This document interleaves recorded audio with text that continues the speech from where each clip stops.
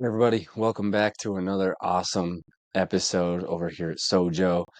And this week I had the opportunity to speak with Vaughn, and Vaughn has an awesome story. And I think it's something that can reach a lot of people because Vaughn himself wasn't doing what he should in high school. Kind of started hanging out with the wrong crowd, doing his own things, and not bringing up a lot to Vaughn's point, but dropped out of high school. And I mean, things looked bleak for him, but because of some opportunities and talking to certain people, he ended up going to JUCO, and JUCO ended up being kind of his golden ticket to where Vaughn is now. Vaughn had the opportunity to get back into football, back into playing. He even ran college track, which he has no background for, which was awesome to see something unique.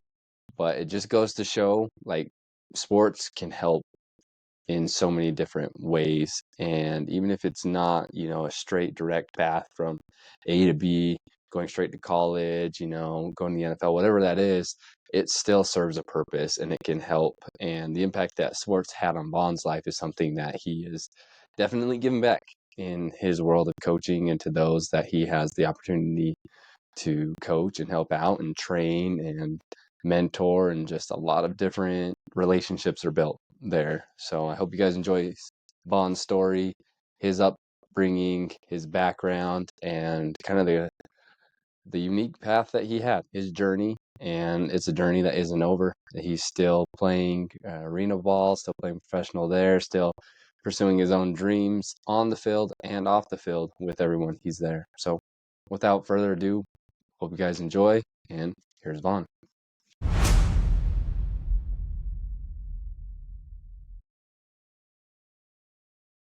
Sweet. So I'd like to appreciate Vaughn being on the show with us today. Excited to hear some of his insights. Vaughn definitely has traveled and been through the JUCO ranks. I think he's gonna have some cool insights for us. Definitely. Appreciate you, Vaughn. Yeah. Okay, so jumping into this. So you're over there in Iowa now, and I know you were in Kansas previously, but where does this whole sports journey for you really, where does it begin? What's the starting point for you? Well, I guess if you want to go all the way back, I mean, All the way back. I feel like I kind of, I actually grew up, like, my first memories of sports. I feel like I loved basketball initially. And I can remember one Sunday morning, I was at, like, my cousin's house. And, like, I have my older cousin. He was probably, like, 19 or 20 years old. Um, and I was probably, like, 4 or 5, maybe. 5, I would say 5. I was trying to watch cartoons. He came in and turned Sunday morning football on. You know what I mean? And I was like, Yeah. I don't want to watch football. And he sat me there and forced me to watch it. And as soon as I started watching it, I was in front of the TV all day, like all day. It was like Dan Marino. It was a Dolphins game. Then I watched a Cowboys game later. So Troy Aikman, Emmitt Smith, all those type of guys. Yeah. Like, that's the first game I can remember. Um, but kind of at that point, I think I became a fan of it. We didn't, we didn't have football till you turned 8 in New Mexico, so I couldn't play tackle football till I was 8, and then we didn't have flag football or nothing like that, at Yeah. that point. So, started playing tackle football in 3rd grade, and was real invested. I think all the way through middle school. Um, I had so my real dad died when I was like 5 or 6. I had a stepdad for some years, so he kind of was like my football coach and this and that. Yeah. And then when him and my mom kind of had their stuff going on, like in the middle school, I was like 14, 15. I really kind of like went off the deep end a little bit for a couple years. So like my high school football career was very like just rocky in general, just because I wasn't, I was out doing other stuff. I was, hanging with people I shouldn't have been hanging with. I probably had too much freedom. I was very, um, you know, non-obedient at home at that time. Um, and I was able to have some good coaches who kind of were able to pull me out of, what I was going through right before my senior year, I could say. But, they knew I had some ability, and they were just kind of trying to get me to lock in. And, but by Yeah. that time it's kind of too late, like as far as recruitment goes and stuff like that. Um, had a good senior year. That was my only year of varsity football, and not because I couldn't play. It was because I was just really like, I got kicked off the team as a junior. Didn't make grades for the first 6 weeks. Then second 6 weeks, I got caught, doing something I shouldn't have been doing. I don't really want to reveal everything, but No, you good, you you know, good. just a kind of a learning lesson. But I did have a coach at that time who was on me, and he didn't give up on me, and he saw something in me, and he made it bigger than football. And I think that was kind of what drew me to be a coach as well. Like down the line, was looking back at that experience with him, and him, seeing kind of a troubled kid, but seeing something in me that I might have not seen in myself. So, and I think that comes to value for me as a coach, because I'm able to see things in some kids that, people might have given up on. And, sometimes you just need that little push, and that's kind of what I did. So, they were able to really help me, so I go through my senior year, I was doing good. Everything was good. Kind of when the football season ended, and like a lot of my friends were kind of getting, the PWO to New Mexico, or getting an offer. And, like schools would come in, and like Eastern New Mexico was trying to come in and talk to me, but I just didn't have like I had bombed my entire, second semester of freshman year, sophomore year, junior year. Like I was in sophomore English as a senior. I was in ninth grade PE as a um senior. Like I was just, I was supposed to only be at school half the day, but I'm in all these classes. So like I was not academically eligible for college football at all. That was my mindset. And I felt like I had a pretty good season. Like I had like 70 something tackles, couple picks, and a lot of TFLs. I think I had like 6 or 8 TFLs at safety. So I was playing defense then, but I had a decent enough year to feel like I could have like got a little D2 look or something if I was, you know, had the grades. So I really kind of Sure. went off the deep end after that point. Stopped going to class, just, you know, out again with the people that I shouldn't have been around. I dropped out of school about February of my senior year because I had all these credits to make up, and it was just like, I was gonna have to do a full load at the school, like 3 classes a night school, like just to graduate on time and not in the summer. And it was just, it was hard kind of seeing like my bullshit kind of add up, I guess, like at a young age, like feeling like I deserved something that I really didn't, because I didn't do the work. Like I really didn't, you know what I mean? So like Yeah. looking Yeah. back, Yeah. it's like I kind of reaped what I sowed at that point. But then so I dropped out of school.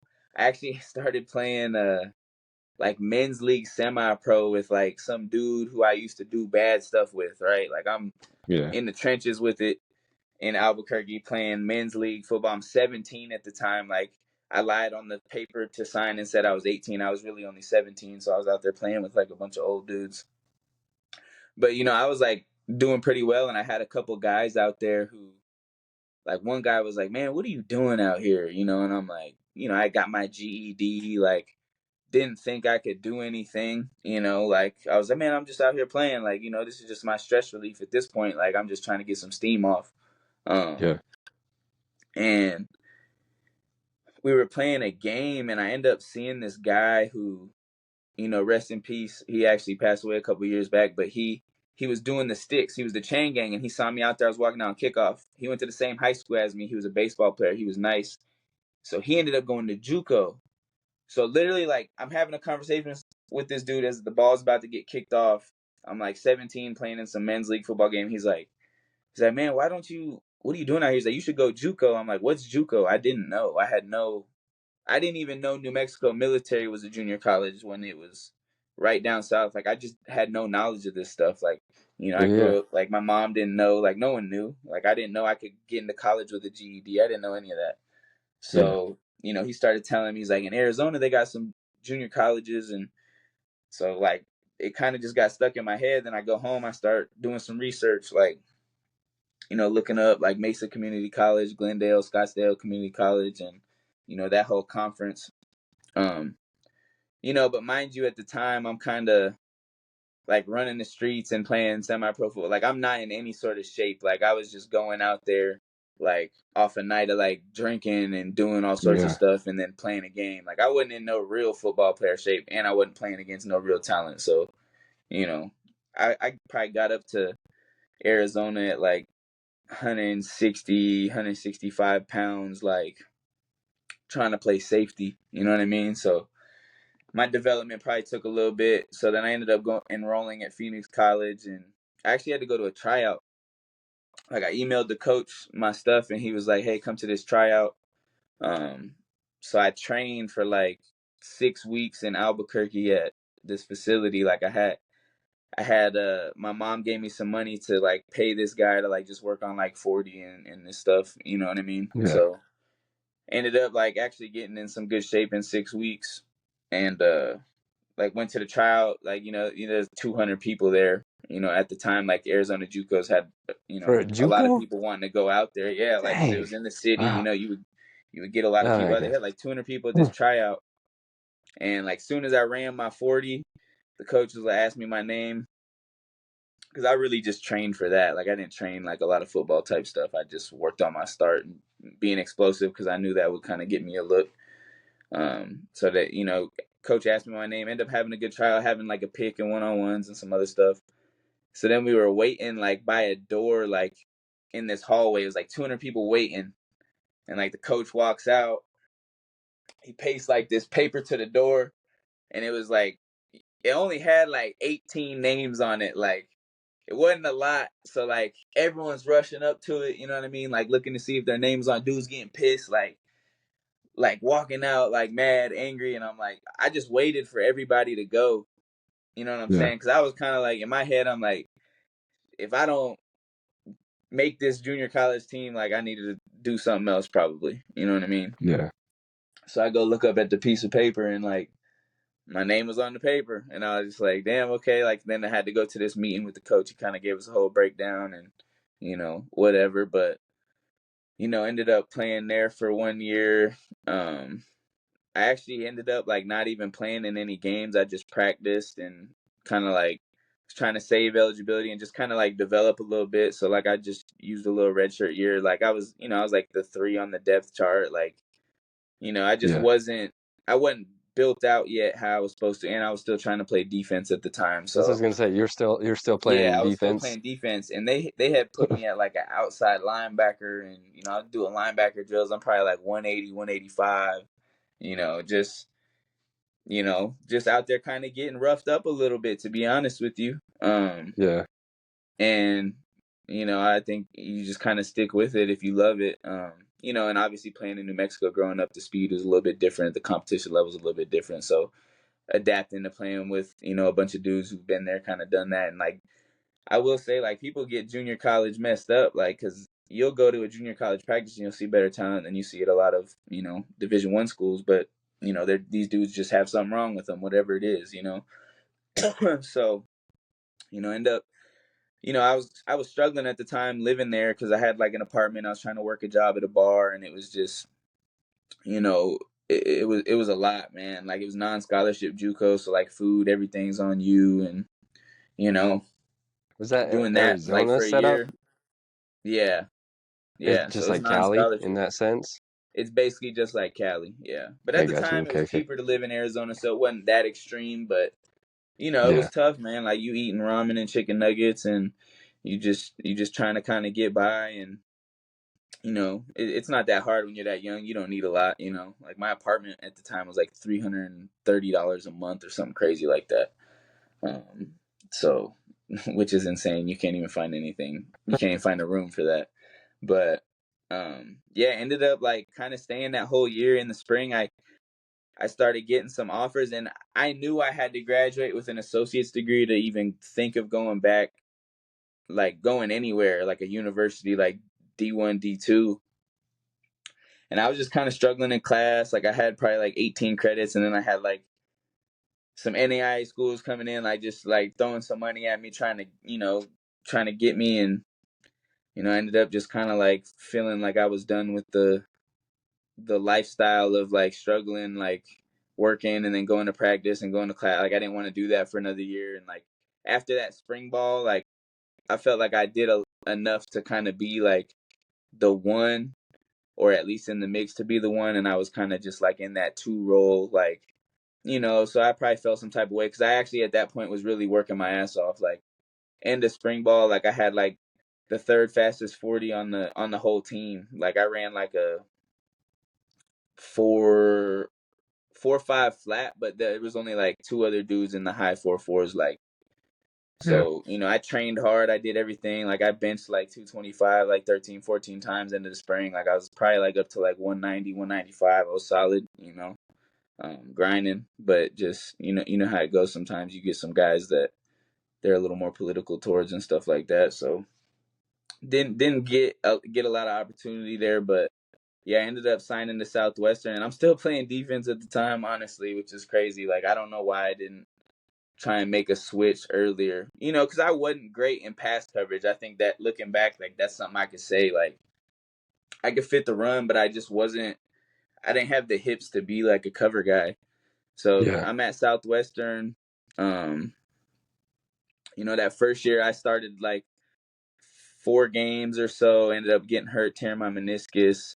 Um, didn't run track that spring. Then the next year, I'm playing defense still and get hurt again. I had like 2 concussions in like a short span. So like I missed probably like 4 games that year too. Yeah. And then I was returning some punts that year. And no, I was returning punts my first year there, right before I got hurt and tore my meniscus. And there's my DB coach. He's actually been at Hutchinson for years. Like he's been at Hutch for years. He's a good coach. Name's Andy Kraus. He kind of told me, he was like, man, like don't take this the wrong way, but you move a little bit better forward than you do backwards. Like you might be a better receiver. Like seeing how you are with your hands at return and stuff like that. Like you're fast. And I kind of like was, I struggled up, man, I just been playing defense so long. So, end up barely moving to receiver my last year, and it was fresh off a track season. So I kind of did like ran track, then went right into fall as a receiver. And so one spring, one fall in college as a receiver. That's all I did. So Yeah. even like when we went to the Horsemen, and then I got hurt the first game of my senior year playing Missouri State, returning a kick. So then I missed my whole senior year, which technically was my junior year. I had a whole nother year of eligibility, but I was just kind of so sick of. I just had injuries. Like every year it was Yeah. something. Like I couldn't catch a break. Like and I felt like I was finding a groove at receiver. Like I was like, I'm actually kind of fast. Like people can't catch me, so I could, so I got hurt my senior year. I ended up just going right to track and kind of just training for track. And then honestly, like my track coach at Southwestern, he's a great coach. Like he coached for like 30 years, won like 15 or 16 consecutive conference championships. Like, and I was just a football guy who ran track. Like, he kind of saw me running gassers one day, and I was just kind of like in the front, and he asked me like, you should run track. Like, and I'm Yeah. kind of like, man, I ain't running no track. He saw me as a quarter miler. Like I was like, man, I ain't no Oh. quarter miler. Oof. But one thing about the quarter mile I could say is if you train for it and you do that type of training, it just like calluses your mind, bro. Like you just kind of turn into like a machine. Like so, just those 2 years doing that. And my first year I wasn't good. My first year I wasn't good at all. Like I couldn't even crack like top 8 in the conference in the 4. Like I wasn't in no finals. I wasn't scoring points for the team. Yeah. Yeah. Um, and then Did you my run track last in year, high school at all? no, my freshman year, that was it. I didn't even So, run like so that. all back into this, back all the way back in high school, you're trying to play ball, going through all that. You train just for your 40, so you don't even have a background in track. You're training for your No, 40 for that tryout, and that ends up being your big ticket item. But still, yeah, no track background. It's no crazy. All right, track keep going, keep background, going. no track background. So, yeah, end up like running the 4 my senior year, running on the 4x1 and some other relays. Like End up being an all conference in the quarter mile, all conference in some relays. We were like second in the conference in the distance medley relay, so I had to run a relay with like uh the distance medley is like a mile, an 800, a 400, and then like a 3200, all in the Yeah. same race. It's an indoor thing, but yeah, that was cool to like run with the distance guys and like accomplish something with a group of guys that normally I probably wouldn't have been around. And I still talk to some of those guys whenever I get a chance. So that was cool. But yeah, track, like my coach was the man. Like he used to just give you talks out there on the track, and it was more solo talks because I was kind of like the only male 400 runner. I had like a young guy with me who wouldn't show up to practice, but I just took the coach real well and like would ask him questions, and he spoke a lot of life into me that I felt like my football coaches maybe at the time there weren't doing, like when the new staff came in. um but yeah, he just built the confidence in me, honestly. Like, and even though I wasn't his best quarter miler he ever had, like he for sure made me feel like it, you know what I mean? And I appreciate him for that. And just how far I went in 2 years, and I got like fifth in the conference my senior year, scored some points at both conference meets, but I didn't medal, but I was up on the podium, and I think for that it was cool to see the progress in 2 years. But I kind of took that spring and ended up going to some tryouts, and obviously if you're fast you'll kind of get a look. And Yeah. I went to a tryout in Florida. I went to a tryout in St. Louis. That was like an indoor football tryout. It was like a combine. I had the fastest 40 there. And it was like a 4.48 official though. Yeah. Like I was training. Like Yeah. I Yeah. was my speed was on point. Like I had the No more drive chicken phase nuggets down. now. Like was just taking all the knowledge I learned. So even at this point though, I felt like I was kind of just fast, you know what I mean? Like Yeah. I still needed to control my routes a little bit. I was just kind of like a good athlete. I was 22. I was still young. Um, I feel like I was just making a breakthrough. I probably should have went back and played my last year of eligibility to like get some film at receiver is what I really should have did. Cause like, I'm going to these tryouts and I don't really have any film. Like I have like hardly any film. I played 1.5 games my senior year. Like I came back to play senior day and they bandaged me up, but I only had like 3 catches, like I didn't have any film. So it Yeah. was kind of hard to convince someone to take a shot on me. But um I ended up going to like Columbus Lions mini camp. They had like a 3-day mini camp. Um Went down there, actually did pretty well. Like I got some film because they filmed it, and even though we were just in t-shirt and shorts, but I won like a lot of reps in one-on-ones. Like the coach was kind of taking to me, like they were cutting people every day. I made it to the third day. um Ended up kind of getting the opportunity to like really make a play like in a crunch time. Like the coach even put me in position. Coach Gibson, he's the head coach of the Jacksonville Sharks now, but Yeah. he like told me I want to see him on film, and probably because I was fast. Like that was it. Like let me see if this Yeah. dude can, and I remember running this curl, doop, doop, doop, turning, and like I go up for the ball and it was kind of high, dropped it, and it was just kind of like at that moment, like you kind of know, like I just missed the opportunity, you know what I mean? And Yeah. end up getting told like keep working, whatever, like we'll give you a call to BS, even though it never Yeah. came. But he said something like at that tryout, kind of like at the end of that day, like just kind of like letting guys know, like you know you got to believe in yourself no matter what, even if you don't make it from this one. Like you got to believe in yourself. And at the time I'm still young, so I'm like thinking I have a chance, but end up kind of just like going through trying to reach out to people, and ended up stumbling upon Chris and the Horseman and what he was doing. And then I got plugged in from the guy who I did the combine with, and he put in a word with Chris, and then I ended up getting signed.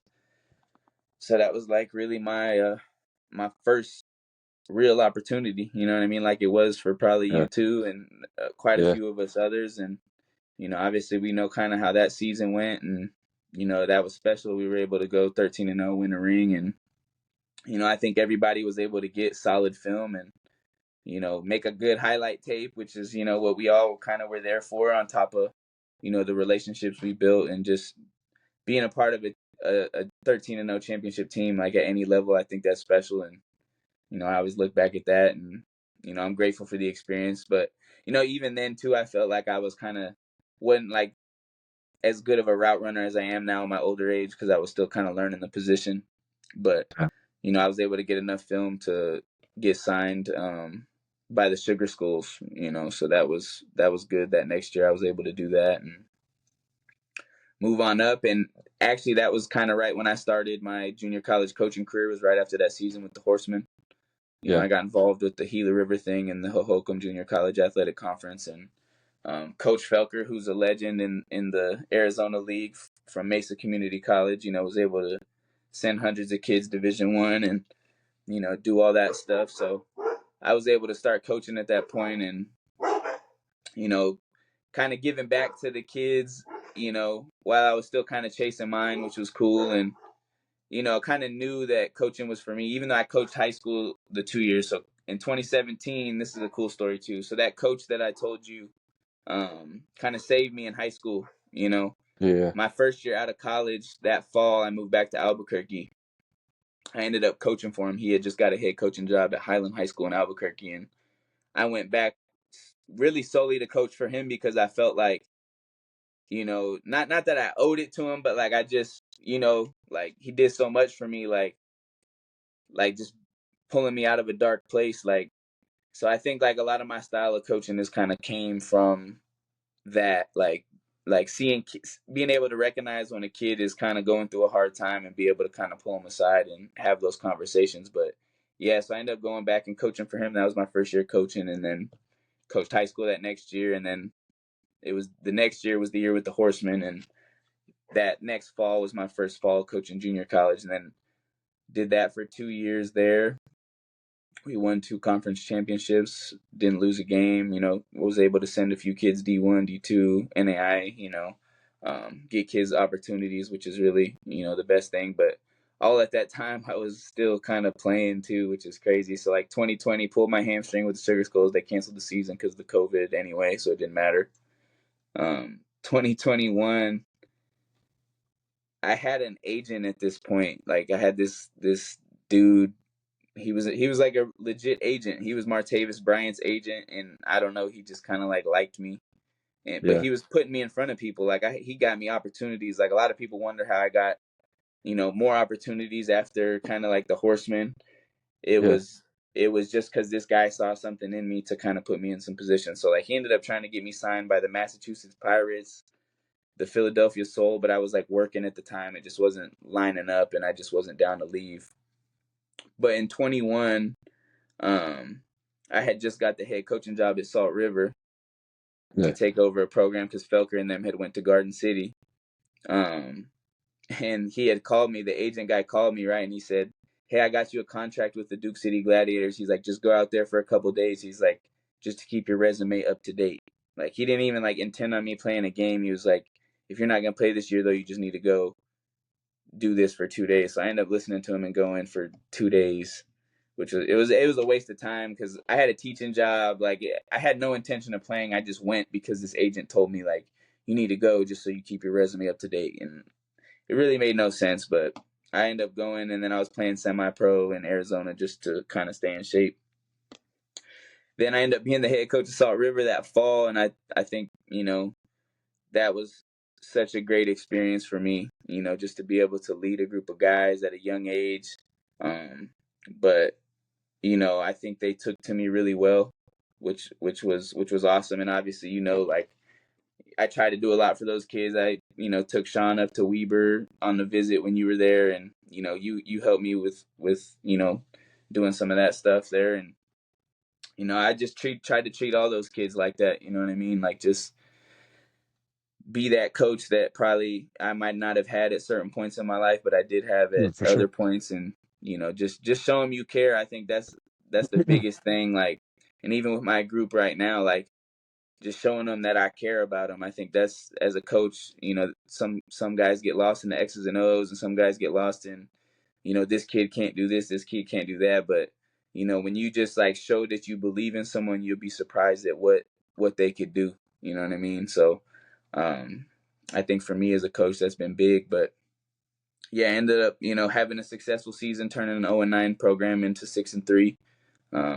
sent a lot of kids to, ended up having a couple kids with D1 offers and having opportunities to do that. Kids go to powerhouse Division II schools and stuff like that. So, I was always on Twitter messaging coaches, trying to build connections and just really selling out for the guys. Cause like, I just felt like I owed it, like not to them like personally, but I just like owed it to the community, like whatever football community I'm in, I have to like give it all, So I was a teacher Yeah. at the time, a K-8 PE teacher. I'd be at work like on Twitter sending messages like and doing my job at the same time. I was just kind of like a machine at that point. And I'm still training. Like I'm training all these kids, all these guys at the APE facility in Arizona. I was just so busy. Like there's just so much going on at this time, but I'm still working out to play. I'm training kids to have them go to college. I'm coaching kids. I'm the offensive coordinator. I'm coaching the receivers. I was drained, Yeah. but it was worth all of it because, I think too I realized like I gave a lot of my time to those kids and like time that normally a coach probably wouldn't give, and I think that was the big reason why we had success.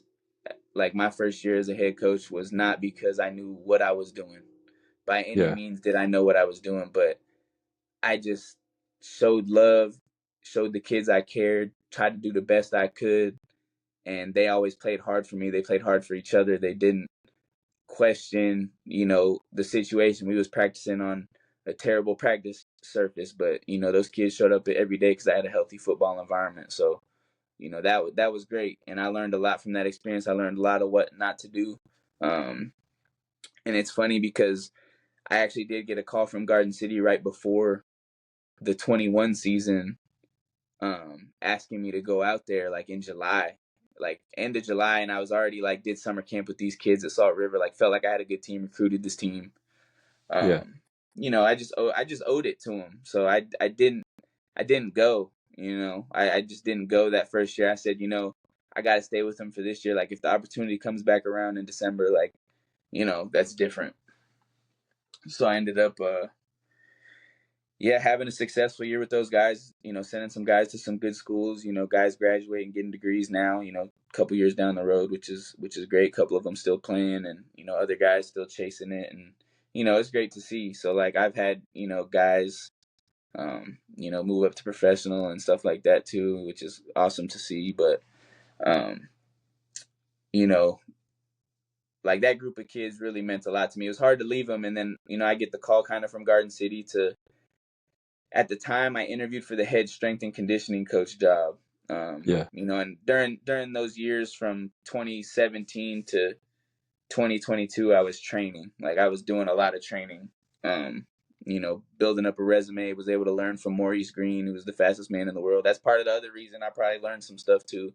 Got to learn under him for a little bit and was able to do some great things. And then my boss, obviously at A, Larry Graham, was a big part of helping me get to where I needed to get. He put me in like a lot of leadership roles, like we would go to the high school down the road and run sessions, and he would teach me how to control a room. He would teach me how to have a voice, and those things were real important. But ended up getting interviewed for the head strength coach job at Garden City, and I was prepared for the interview for sure. I at that point, I think I was myself, and it just flowed kind of really well. And did a in-person interview with a panel, like 12 people sitting around, and Yeah.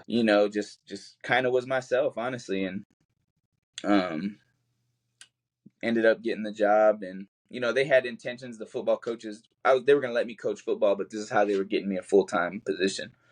Yeah. So I had to, when I got there to Garden City. And mind you, like me and my now wife had bought a house there in Arizona. So Yeah. she stayed in Arizona while I went to Garden City. Basically was back and forth for, almost 2 years, which is crazy to think about. But so I get to Garden City February of 2022. Recruited some guys. We didn't have a great season, but during this time I'm the head strength coach, so I'm running the whole show of every sport. Yeah. So that was a lot on top of being the receivers coach. So, I just had a lot of responsibility there, which was good. Did that for 2 years. Our head coach ended up getting let go um, after this last season, and you could kind of see it kind of potentially happening just because we recruited a lot of talent. Like I had the number one wide receiver room in the country last year in junior college. It wasn't even close. I had 5-star Vaughn Van Dame. I had a couple 4-stars, a couple 3-stars, and all sorts of talent. But at the end of the day, it really didn't mean anything because we didn't mesh. Like that kind of goes back to what I said earlier about like our team just meshed for the Horsemen, and that's why we were successful. Yeah. Like you can have a real talented group, but sometimes it don't mesh, and I kind of learned my lesson with that. But not that those guys were bad individuals, but like together, if you have too many of those people who want the ball and they're not getting it, and then it just it's football, it can become cancerous and stuff like that. The guys have to mesh and believe in each other. There can't be doubt.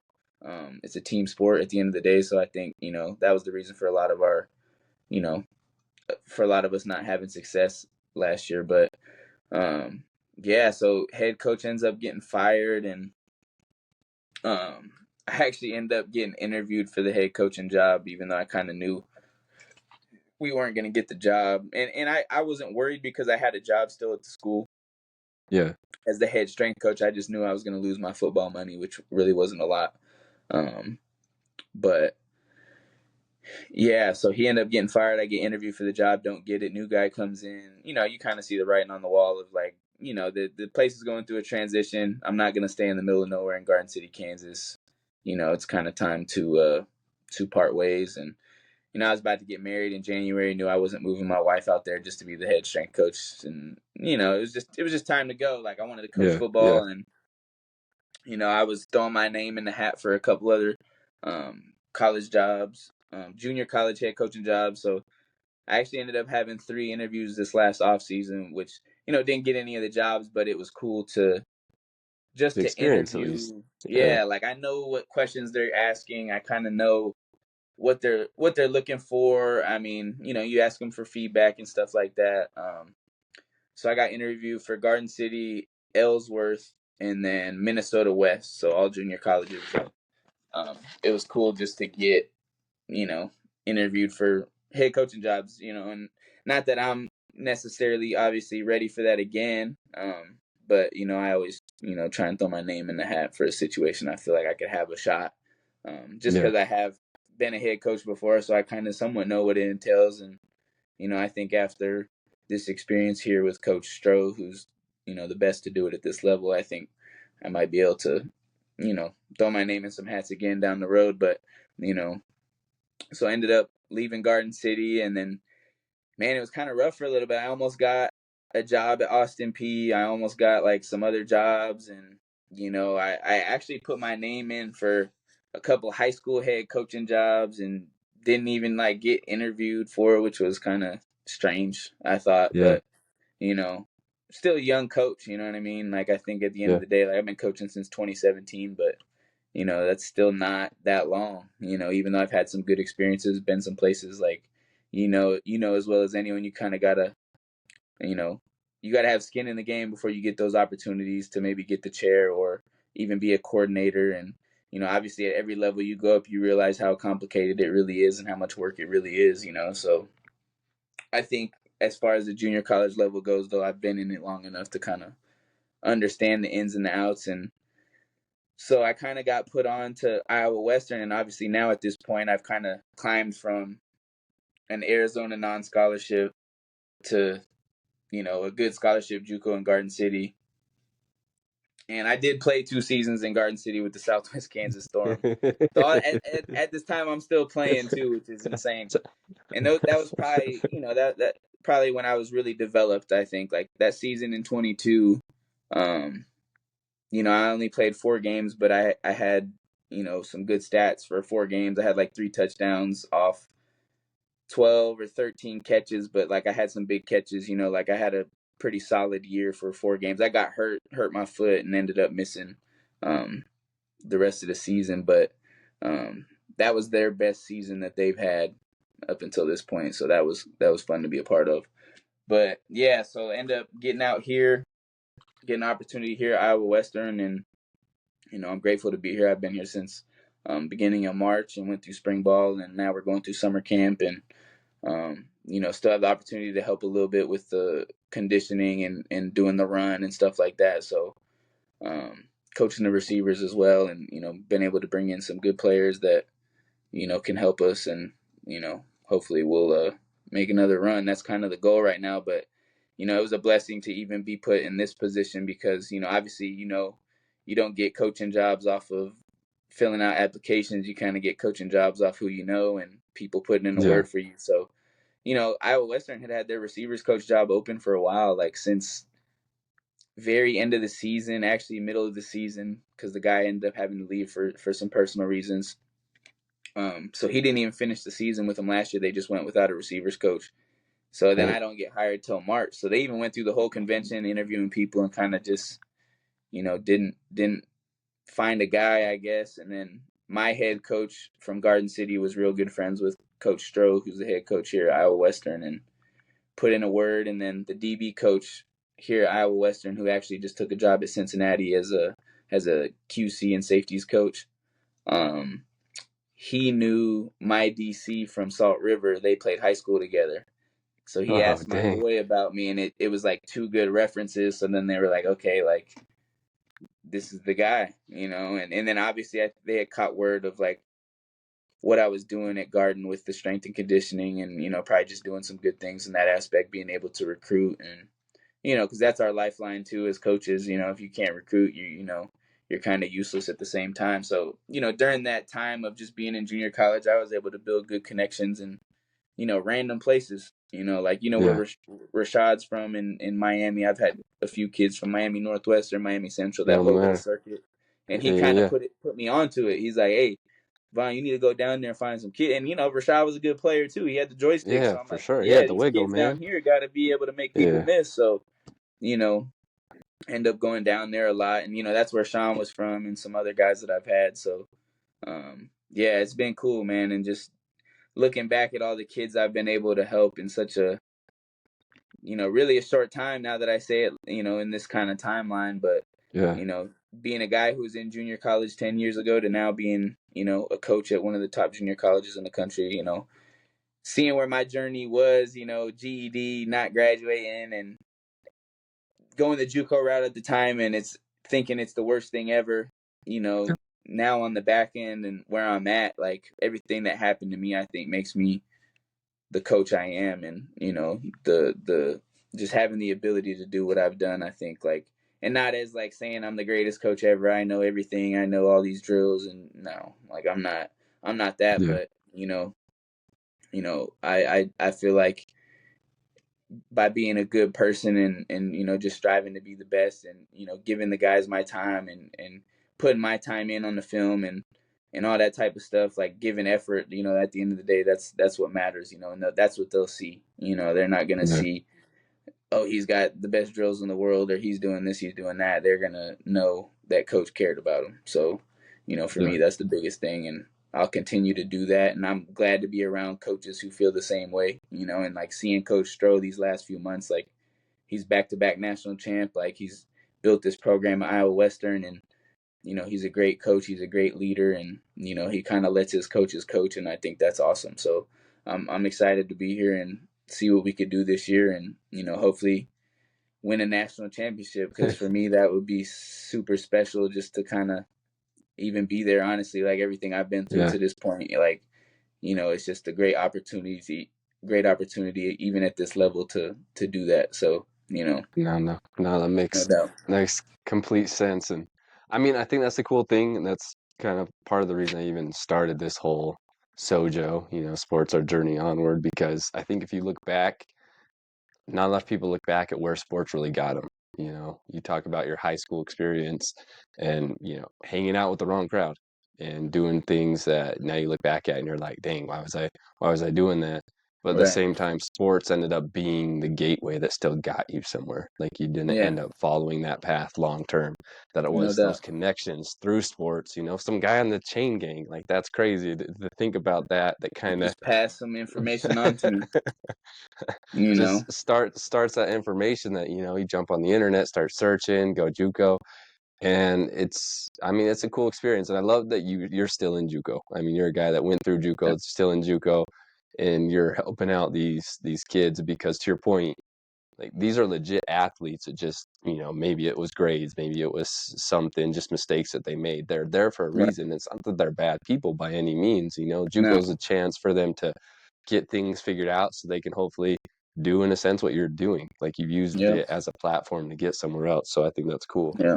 I wanted to ask you, you brought it up when you were over there in Arizona training that you got to work with Maurice Green, Yeah. and how'd that all start? How'd you meet him? How'd you get introduced to him? So one of my bosses, like we had like kind of like this guy who worked at the gym. He's this older guy from Denver. He knew someone who knew someone who knew Maurice, and then he just brought him into the gym. And at the time, Maurice wasn't really doing much, kind of trying to look to get into coaching himself, and pass on his knowledge that he had. And Yeah, yeah, just kind of like ended up running a speed program with him for like 2-3 months, and about 3 nights a week and stuff like that, and just kind of watching him coach and watching him teach, and obviously helping him coach and teach, and picking up things from him, because at that time I was still kind of like chasing mine at the same time. So like I learned a lot of running techniques from him that I would go practice by myself and apply, and that I still teach right now, cues and stuff like that. So that was great. But even at that time, I'm training Jerry Rice's son. I ended up stumbling upon training Jerry Rice's son, which was crazy too. Like seeing him get yeah, drafted this year, and him being a kid who's honestly self-made. A lot of people wouldn't know that, but he's really done what he's done, and worked for his. Even though the name on the back of his jersey obviously holds some weight, but he's somebody I'm proud of for kind of paving their own path, and being able to overcome the pressures of being that guy. yeah, Like, and I've worked with a few guys like that. I worked with Andre Rison. I don't know if you remember him from the Falcons back in the '90s. He's the dude who got in a fight with Deion Sanders. I trained his son yeah. too, Hunter Rison, and he's still chasing his. He was in the USFL last year, and Very still cool, playing very ball cool. and stuff like that. But yeah, like just those types of guys, and had quite a few others, and underdog guys who had great stories, and Yeah, you know being able to turn the TV on Saturdays and watch a bunch of guys on the TV that I've either trained or coached or helped out in some way is just super awesome. I think that's the best gift for me right now is because the it just keeps building every year. It's like more and more every year. Like I got 5 or 6 last year that went Division 1 that are gonna be playing on Saturdays, and I just told the story to my group yesterday about one of my guys who was in JUCO for 3 years, and went through a lot of adversity and overcame all of it, and kind of was a nobody coming out of high school. Not a nobody, but he didn't have any Division 1 offers, didn't have grades, and just yeah, you know from inner city Atlanta, just kind of needed JUCO for a second chance. So yeah, 3 years in, and wasn't getting a lot of opportunity. Wasn't even my starter for a lot of the year, and just ended up flashing, having a couple big plays that got recognized by coaches. And his first offer was actually Southern Miss, so he got a Group of 5 offer before anything. And when that coach called me, like, "Hey, coach, should I pull on this kid?" And I'm like, "Yeah." I'm like, "This kid has fought through everything: injury, missing a year, grades, family stuff at home, whatever, just to kind of get to this point." Like, I'm like, "Coach, you a smart guy if you get in first." So he ended up getting some other offers like Austin P, Utah Tech, and some others, and I felt like I pushed him to choose Southern Miss a little bit. Even he made his own decision, but I yeah, told him, like, I think it's special that guy offered you first.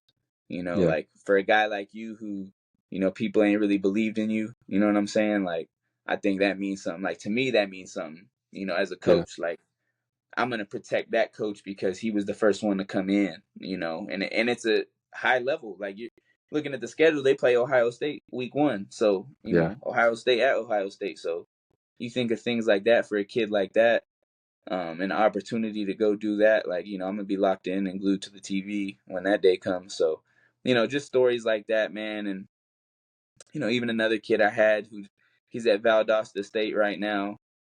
He was actually Sean's friend, and that's how I ended up getting him. And Mm. I get this kid, he's got a .3 GPA, been to 2 schools, like, like no one should touch him. But Sean's like, he was Yeah. my boy, coach. He can play, and I think he didn't seem like a bad kid, just obviously not a great student. But, bringing him in, and he had 6 college credits off 2 semesters. Like, that's terrible. Like, you're not getting no financial aid.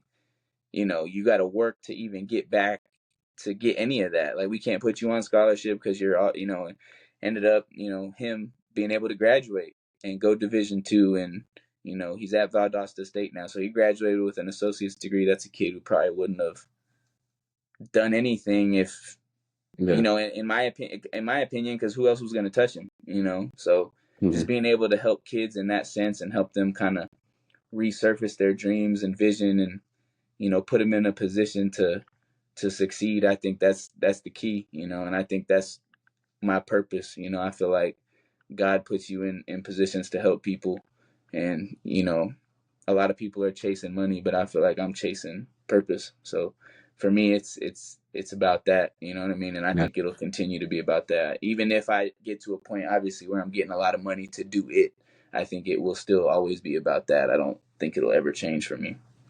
No, and I love hearing that because I won't say any names, but I got to listen to a national champion coach talk about how he coached some of his prior teams and how he ran things. And I won't lie, sitting there, it was really off-putting to me because how you talk about your players or relationships, like you can tell you care for these guys. You're Yeah, there, you're caring for them, you back them. And the way he talked about it was just like, hey, these guys don't need friends. They don't need you to be their friend. They need you to do all this other stuff. But at the end of the day, I know you'd go back to any of your players and they're like, no, that like coach was there for me. He was my guy. He was my friend. Like, and you build those relationships. Like, you still have those relationships with those guys long after. And it didn't seem like that was the same mindset. That it was the same military mindset that a lot of the old coaches have. And so I was going to shoot you the question. I mean, going through JUCO, where it's the weirdest position because JUCO is the only place where nobody wants to be on that team per se. Like, they all want to yeah, get off the team. You're trying to yeah, take a whole group of kids and say, "Hey, become a team," when no yeah, one wants to be there, right? no doubt. So how have you seen just throughout your years, like how have you seen coaching change, and how have you tried to implement some of the things you've learned to help out with that? I mean, I think it's tough as a young coach, and I think, like, for the older coaches, like, it's kind of the time where you either adapt or you're gonna die. Yeah, Like, the old school way is kind of like, it's got to be mixed in. You got to be demanding. Don't get it wrong by any means. I'm still demanding. I'm still absolutely. all those Yeah, things. But absolutely. if I don't have a relationship with a kid nowadays, it's hard to pull what I need to out of them when I do get on them. Because if you just yelling at a kid and you don't really know them or have a connection with them, then they're just gonna kind of disregard you. You know what I mean? Then it just becomes noise. So, I think the older coaches definitely got to adapt a little bit to kind of see, like, how kids have changed, because they have. I mean, just in some way, like, people say, oh, kids haven't changed, adults have. Like, I guess to an extent, but every generation is a little bit different no matter what. Like, Yeah. even me growing up 10 years ago compared to these dudes right now 10 years later, it's a little bit different. Mhm. Just with everything, like, everything's on the phone and the social media, Well, and, all the social media is crazy. I the mean, NIL stuff, and how college yeah, football has changed. And but I think the best thing about JUCO is it's still the great equalizer. You know what I mean? Like, you still got to come here and earn what you're trying to get. So I think from that aspect, I do still enjoy that level. And it's kind of addicting. This level is, honestly, just for me. Like, I don't, and not selling myself short by any means, but, like, I really wouldn't mind, like, being a junior college head coach somewhere in a couple years, and then that's just kind of what I do, build a program for 10, 15 years. I don't know, like, I don't think that's yeah. something that I would hate doing, just because I enjoy this level. I enjoy helping these kids through this hard point in their life. Like, I did an internship at U of A last summer, and being at a Power 5, it's like kind of eye opening. I'm like, well, these kids, like, they don't really need you like that. They just kind of, Yeah. like, it's, I don't know. It's just a little bit different, So for me, I think I'm just used to it. But yeah, I think, I try and take something from every coach I'm around, whether, it's, I'm learning something they do good or they do bad, or, I'm always trying to learn and get the next big thing. I'm always watching tape and listening to coaches speak. Like, I went to AFCA this 2 years ago, heard Dabo Swinney talk, heard what's the coach for Houston now? I'm brain farting right now. He was at Tulane. Oh. He was a JUCO guy though. I heard him speak. He was at Coffeyville and ended up, being a Division I assistant and kind of moving up that way. So it was cool to hear his story too. Like, he's a Power 5 head coach now, and he started off in junior college. So, but yeah, I mean, adapt or die for sure for the older guys. No, definitely. I agree with that. Are you talking Willie Fritz? Is Willie that? Fritz, yep, Yeah. JUCO guy, Coffeyville Community College. Very cool. Very cool. No, yeah, I think it's the adapt, but to your point, even you brought up like social media and stuff, and um, like doing some more research on coaching and whatnot. I found a video that I really liked, and it just puts it all into perspective because when you were playing, you finished your game, you didn't walk into the locker room, pull up your phone, and instantly have like sports commentators talking about the game. You didn't 100%. see highlights, on TikTok and whatnot of people already seeing things that you did or something bad that you did, you missed a tackle. Right. And so when you have these older coaches trying to tell players like, "Hey, you gotta get off social media, like this bad," and like you can't relate. You're in a whole nother generation Whole another by generation. Yeah. with a whole nother generation even in between that. And so I think that brought up a good point when I was reading, looking more into that. Like it's a totally different generation that you're coaching right now. Mm-hmm. And how you go about handling that, how you go about helping these kids out with something that you don't know yourself is it's kind of a crazy thought. Like how would you listen to someone that tried to tell you something that they've never done, they've never experienced? Like you're gonna roll your eyes at them for it. Right. But this is how you have coaches trying to go about it. So I was gonna shoot you too with playing because you this whole time if people didn't get the story, Vaughn's been playing arena ball all over the place. Like almost all the stops, Vaughn's consistently oh son of a bee, Consistent. consistently been playing consistently. But I was gonna ask you, as a coach, do you feel like that's been a benefit? Like that's been a big thing I to think go that's out, the kind of do stuff only. yourself, and then I think that's the only reason I've stayed doing it, and especially with receiver, because like I said, I only played it for a short stint in college. So yeah, to be able to play professionally is something I really didn't even play until I guess now 8 years ago. Like, I feel like I'm just now getting to the point where I'm like really like excelling, like, because like I can go out there and like I'm a better player right now than I was then, and it's not athletically at all. It's just mentally. Like, I can see it different. Like, from all the coaching and all the playing, like the game is slowed down so much, and I think that's to my biggest benefit. And I think that's why I do um, want to play one more year, my body permitting. Um, just because the groin kind of like was kind of a rough thing, and then you know, playing a game with the Barnstormers. Kurt Warner played there, and just kind of yeah, like some of yeah, that stuff. Is cool. So if my phone ring here in a couple months when free agency starts, I think I might as well um, do one more if I'm here. Might as well. yeah, So we'll see, but. Yeah, it's been definitely to my benefit, man. It's helped me stay young. I think it's helped me, especially with receivers, because I feel like you can't be a sloppy receivers coach. You can't be a sloppy DBs coach. Like O line, D line, like, and I'm not saying like, but you can't be a skinny dude coaching D line either. Like, it's just kind of one of those things that like, like you can. Don't get me wrong at all. Don't get me wrong at all. But like for a receiver coach, you just can't be. You got to be able to demonstrate a little bit. You got to be able to move a little bit. You got to be able to kind of show them Yeah. what you want, what you're demanding. Um, so I think like that's to my benefit. I feel like I'm able to get buy-in from the kids based on that, and obviously I'll have to adapt the older I get because can't do it forever. But Yeah. I think that's definitely helped me out for sure. No, that's a good point. I'd say usually on a team, if you look at it, the youngest coaches are like the DB coach and the receiver coach, Yeah, no usually. doubt, no doubt, no doubt. So, no, that's a good point.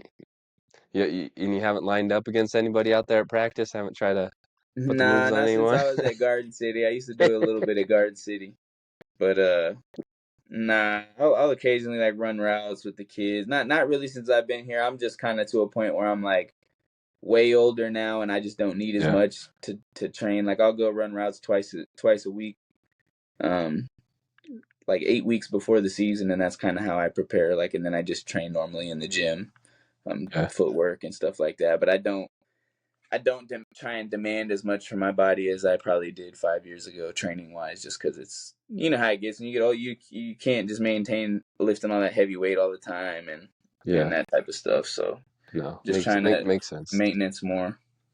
So, in kind of your education background, because I know you went and obviously got your GED, and then you were just Yeah, kind of, yeah. No, I got stagnant my with it.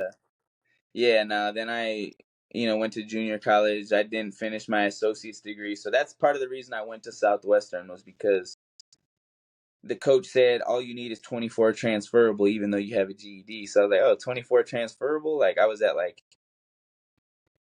19 or something, and he was like, just take 2 classes in the summer. We'll give you X amount of money. It's a good deal. I went and visited the school, and I was just like, you know what? I might as well go. Yeah.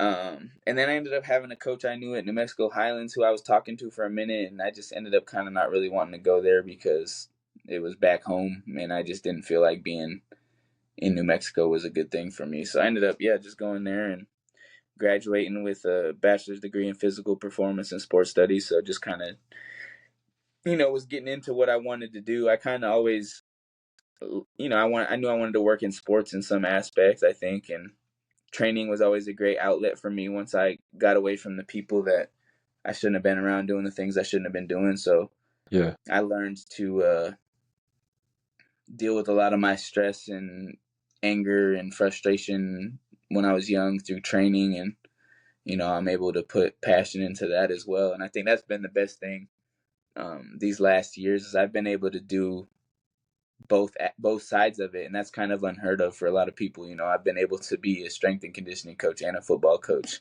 at the Yeah. college level at the same time. So I think to that as well, I've grown so much. Just you know with all the sessions I've done, all the speeches I've given, and all the motivation. It's just a lot that goes into it. The demonstration and just it's kind of second nature at a certain point. So I'm definitely thankful for that. No, I was gonna ask too. I mean, because obviously you went and got it in physical, and went the physical route, becoming a trainer and whatnot. With all of that, to your point, you've done that at college now. Like you could really go either way. You could go and be a coach, or you could go. Yeah, no, for So, sure. And I and mean, I've it's had people tell me, "Oh, you just need to stop coaching football and be a strength coach," or yeah, you know, I just see like to me like I love training and I love what you can do with it, but I just feel like the platform and the vehicle of football is so much greater than that. And yeah, that's just my opinion. Like I've been in both. Like I obviously I can reach a lot of people through training, and that was part of the definitely the blessing at Garden City was able to work with like all the sports. Like I worked with a lot of people. Like one of the basketball players from my first semester at Garden City just got drafted by the Lakers. Like, so I've seen a lot of like athletes in general yeah, move on, like female athletes, male athletes, whatever, because I got to work with every sport, which was cool. And I got to work with people from all over the world and, soccer teams from Ecuador and Brazil and all these different places and, language barriers, all that type of thing. So yeah. it's No, exposed me see, to a that's cool. lot and seeing how different teams kind of interact and working with different sports and, planning for different sports and that type of thing. And you could read all the books you want and do all the research you want, but until you're in it and you're in the mix and you're running a session, like it's just different too. So I think a lot of Yeah. young coaches need to know that too. Like you got to get reps to be good at it. Like that's the best thing for you. And like obviously sometimes when you're like a student assistant or a GA, like it's hard to kind of get put in those positions. So the best thing for young coaches is to actually get in a position where you can coach. Because that's how you learn, and it's trial and error. I'm still learning every day. Like I'm telling you, like there's sometimes I'm looking at stuff I did a couple years ago. I'm like, I don't know why I was doing that, and I'm changing it. How I teach things and stuff like that. But the Yeah. game's always changing too. Like Yeah. people aren't even training the same as they did 5 years ago. It's crazy, and I'm even kind of having to kind of adapt a little bit to it. But I'm also a little old school in some of my ways of doing some stuff too already. So we all Yeah. get stuck in our ways. So I think it's important to find new ways to grow and develop as coaches for sure. Because I still got a lot to learn. I don't know it all by any means. I'm still a scrub in the run game and all that type of stuff. So I got Yeah. to get better at No, that. And but at the same time, I think looking at this too, you took a lot of steps that I think people are nervous or scared to take, and that is kind of what holds people back. Like you took a shot at being an OC over there at a junior college without, yeah, a ton of experience, honestly. If you no, were to tell not at someone all. that, and then you went and became a head coach of that program, which is crazy when you think about how much time you actually played ball, how much time you were had coaching, but it's Yeah, also it shows it's possible, like where the drive and the passion is, like you can make it happen. Because at the same time, any smart coach knows, like you don't know everything, and it's all about the people you surround yourself with. 100%, The staff you put 100%. together and bring together, like that's what makes a program And that great. was part of my success. I had a great staff. Big shout out to those guys that year because I was a young head coach and none of them ever like questioned me or anything. And obviously I took a lot of their stuff into account. I had an older guy as my D line coach, man of God, big man of faith, and he kind of just helped keep me level headed a lot of the time. My DC was awesome. That was my dog. My assistant head coach, Coach Horn, he did a lot of things behind the scene for me. My O line guy, just a great staff of people that you know helped me build a program from nothing and build a successful program. Just Yeah. just like I said, by caring about the kids, like my play calls, like that's probably honestly I feel like we lost the conference that year because I think my play calling in the close games wasn't always, you know, looking back, like I think play calling is a lot harder than people think it is. Like Yeah. you could watch TV and be like, man, what kind of call was that? Whether like play calling is hard. Yeah. Like you Yeah. don't know the situation. You're trying to prepare for a situation like you might have on the sheet my third and seconds, my third and longs, and what I might call, but until you're in that moment, the ball's on this hash, and you're trying to like, oh, I want to call this, but the ball's on this hash, and it's just there's a Yo. lot going on, man. It's not as Yeah. easy as people think to think that fast and call the play that fast as well with the play clock. So I learned a lot. I got a lot of respect for play callers now.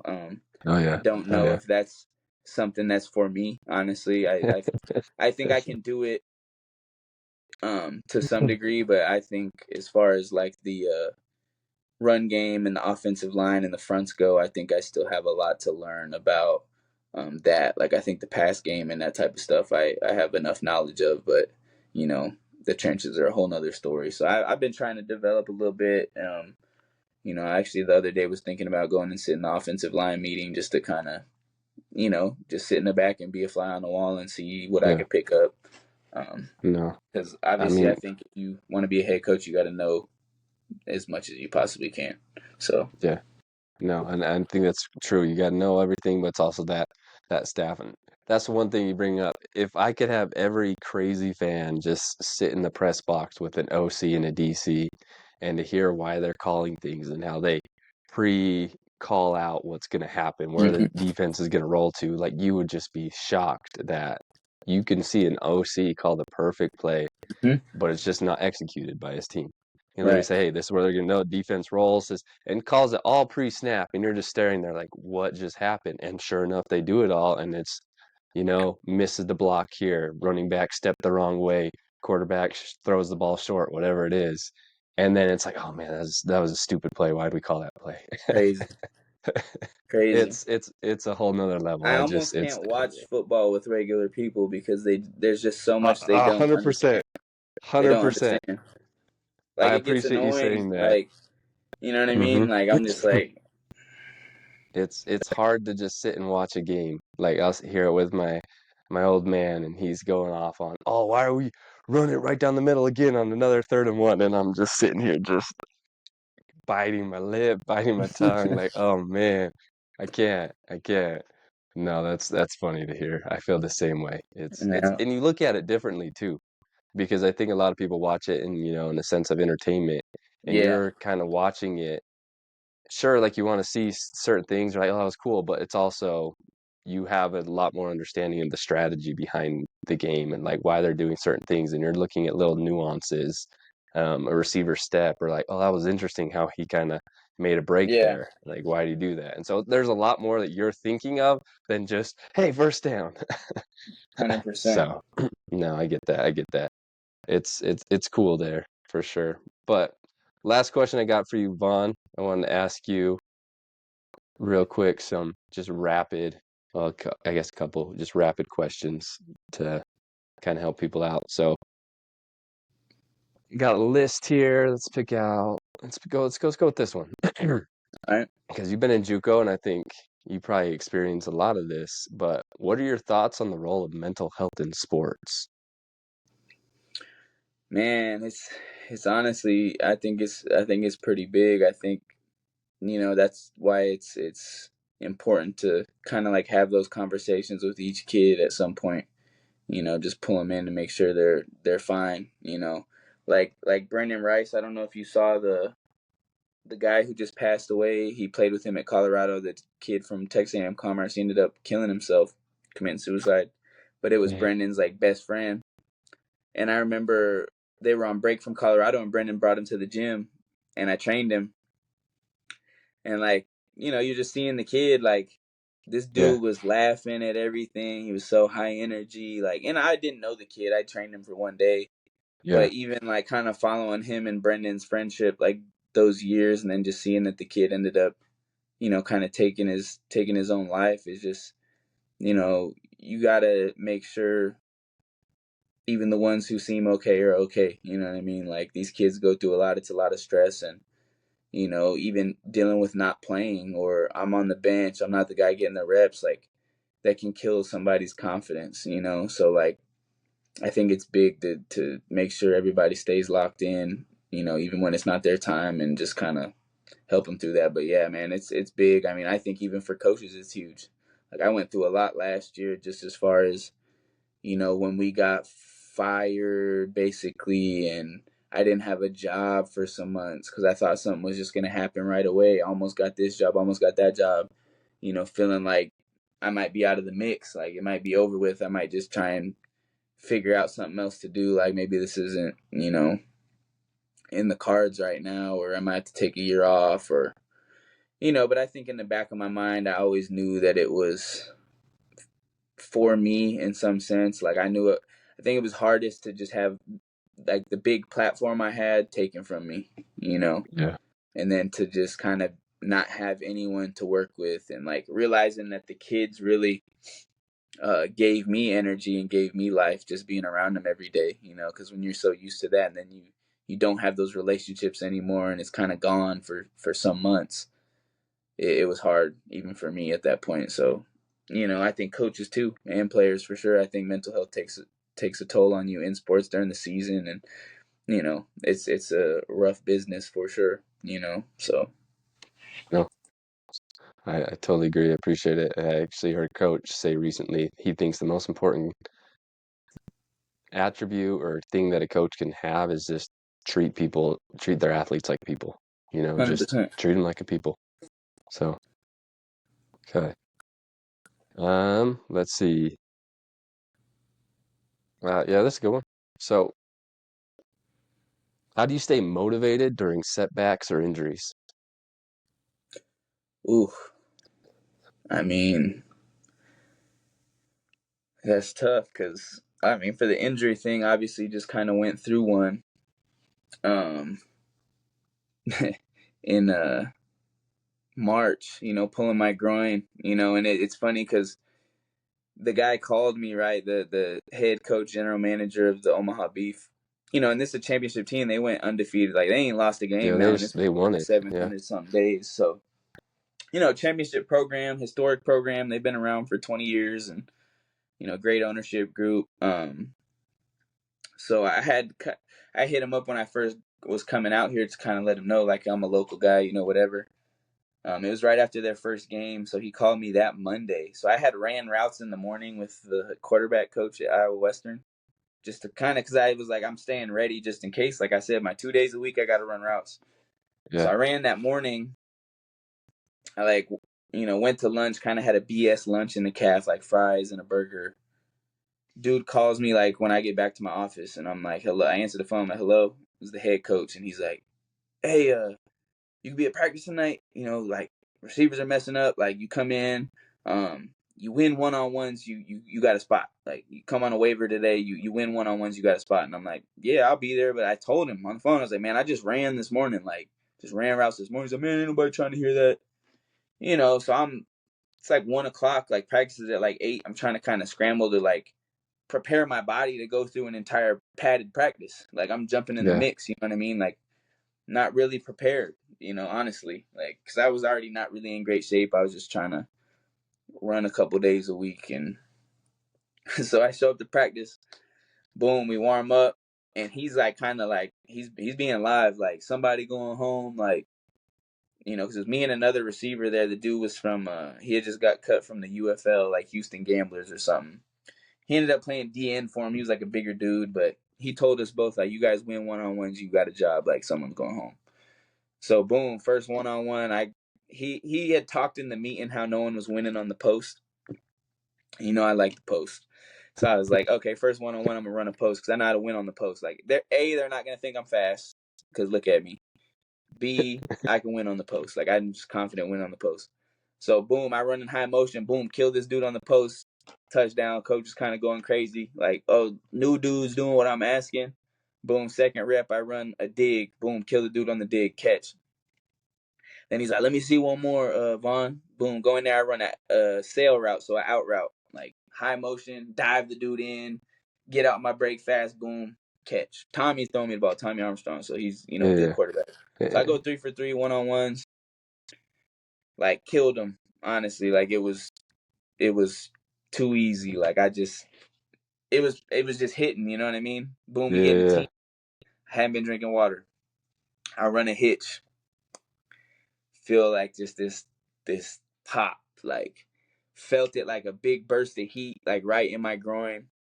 And Yeah. I, like, soon as it happened, I was like, fuck. Like, I just knew it. Like, I was pissed because I'm like, I know it's because I just wasn't prepared. Like, I wasn't nourished. Like, I should have had a little bit more protein before this. Like, I just, Yeah. so yeah, like, just having that happen at that time. And they ended up keeping me for like 5 weeks, bro, just because of what I showed in that Yeah. short time. Like, I ended up practicing again, like, that next week, and having a really good practice again, like scoring some touchdowns in team, and then just kind of tweaked it again. Like, it just, those soft tissue injuries are tough. And, I tried to rush it back, because that's me. I'm hard headed, Hmm. and hurt it again, hurt it worse. And, just battled it for a minute. And then, got a call from the Barnstormers, and my groin still wasn't 100 at all. Went up there and played, and, I played pretty good. I had it wrapped, and, but if I was still trying to run and beat on it, it wouldn't be good. But honestly, I feel like the older I've gotten, you just kind of learn how to deal with the injuries and the setbacks. I think life, you're always going to get setbacks. So something small as an injury now, like, it doesn't really bother me. I think it's inevitable if you're going to be playing the game, like, and everyone's got to understand that it's not a matter of if, it's a matter of when. Like, you play long enough, it's going to happen. I mean, that. So, Hmm.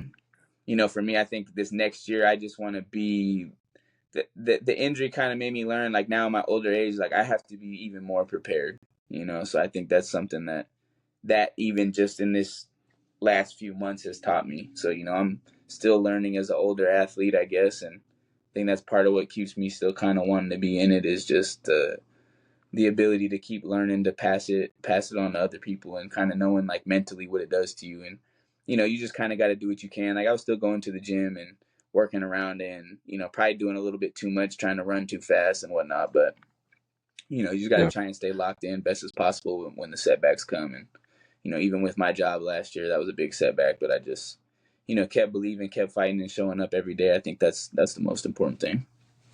Do you feel like your background being a strength and conditioning coach and then having your own injuries that helps you relate to your receivers that you can go and talk to them, you kind of know the process so you can help them out with it?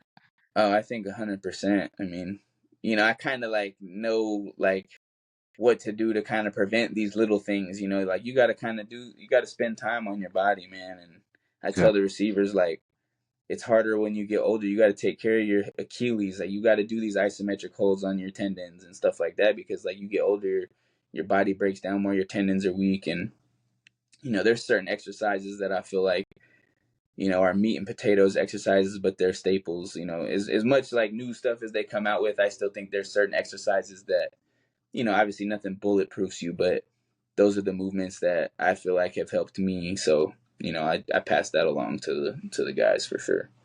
No, I think that's cool, especially that they have that resource in their room with their coach. That they can say, hey, like additionally outside of already doing strength coach over there at Iowa Western, like what more can I do? Like I never knew about bands when I was younger Yeah. being an athlete, like No, bands yeah. and resistance training and how huge that is. And then when I started learning more about it, I was like, shoot, bought a whole band set for my own house because I'm like, I want to Yeah. have this resource. So, Cause you no. can build an athlete, man. I don't really believe in like those people who say kind of like I've seen kids like little kids who were trash at 6 years old who just showed up for 5, 6, 7 years and every day, and it pays off, bro. Like I've seen kids that you weren't athletic at 6, 7 years old, and then 12, 13, they've just been at it for 7 years training, and they're just an animal now. So Yeah. I think athletes are built not really. Obviously everyone's got some natural athleticism or not, but you can definitely build from whatever point you're at. Okay, so my last question for you is more kind of your own shout out, but as far as any actionable advice you have or lasting impression you have for anyone, someone that might be in your shoes right now in high school that's maybe messing up, doing things, or someone that maybe going into JUCO for the first time, like what's some advice that you could share with them? I think just kind of tune out the negativity or tune out things that aren't really benefiting you in the right way. I think it's big to surround yourself with good people, and try to and be conscious of that and make sure you're not, you know, around people who don't have kind of the same type of visions as you either. Like it's hard to be an athlete and hang around a lot of non-athletes. Like honestly, I think that's something I learned. Um, I was probably still even in my early college days, probably hanging out with a little too many non-athletes that might have set me back a little bit. So just trying to surround yourself with like-minded people and obviously believe in yourself and never give up and chase your dream if that's what you want. I think that's the most important thing. And obviously, like everyone wants the end goal and the success at the end of the tunnel, but you can't get lost so much in the goal that you forget the journey and what you're going through. Because I think it's the journey that really is the more important part. Like when I look back, there's always like certain points in the journey that I just love. Like even though it was like a hard time or some adversity, like you look back like when you overcome those things and those are the things that like mean the most. So I think Yeah, people are too caught up in maybe the money or getting to a certain point, but the journey and the chase is part of it too, and that's some of the best part is chasing it. So yeah. I think No, a lot of people like if it's just that end goal and you get there, then there's nothing else. So I think it's important to focus on just the journey too. it's cool. I totally agree. We're all about the journey, so that makes sense. Well, closing this up, you got any personal shout outs, anything you want to yell at anyone? Anyone helped you out along the way? Anything you want to say? Your last words, Vaughn? Man, it's so many people that helped me along the way. It'd take me another 30 minutes to shout people out, but yeah, just I think for anyone, it's like you always look back at certain people who helped you along the journey to get where you're at, but those people definitely they know who they are and stuff like that. And, I'm really appreciative of it. And I just kind of want to be that for somebody else. So, you know, just keep helping people the best I can. And, like them people I talked about, they helped me out. So, I'm just doing my part and giving back. That's it. I love that. I love that giving back. So, yeah, I appreciate you, Vaughn. Everybody listening to this episode. I hope you guys enjoyed it. I mean, you can see the crazy journey that Vaughn's been on. He's been determined, the whole way, relentless, going through all of it. And the best part is just like these are the type of coaches that I love speaking with because you can see how they care. As a parent, as a coach myself, like hearing these things, like these are the type of people that you want your own son and daughter to be coached by, to have these experiences, and this is what sports can do. Go through hard times, whatnot, and it can put you out on the other end doing some really cool experiences, meeting some really cool people, and making a big impact, which I think is the biggest thing. So appreciate you, Vaughn. Appreciate that, bro. I appreciate that, man. Thank Appreciate you, man. Good to see you, man. No, it's Keep doing good to your see you. I thing. I appreciate know you, we were probably Vaughn. on here a little bit too long. Was it an hour No, and a half? no, you're good. You're good. You're good. This was all fun. I appreciate it. Um, just want to say, live Sojo, and hope to see you guys next week.